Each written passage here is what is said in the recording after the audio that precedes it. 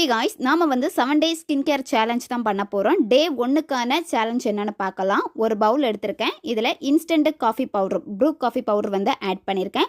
1 tablespoon நீங்கள் எடுத்துக்கோங்க. Next இதில் ஒரு விட்டமின் இ கேப்சூல் வந்து ஆட் பண்ணியிருக்கேன். கேப்சூல் வந்து ஃபுல்லாகவே நீங்கள் ஆட் பண்ணிக்கணும். அதுக்கப்புறமா இதுக்கு கூடவே வந்து தயிர் வந்து செட் ஆகாதவங்க நீங்கள் பால் வந்து இதில் சேர்த்துக்கலாம். பால் செட் ஆகலை அப்படின்னா ரோஸ் வாட்டர் வந்து நீங்கள் ஆட் பண்ணிக்கோங்க. தேவையான அளவுக்கு வந்து ஆட் பண்ணியிருக்கேன். ஆட் பண்ணிவிட்டு இதை நான் நல்லா மிக்ஸ் பண்ணிக்கிறேன்.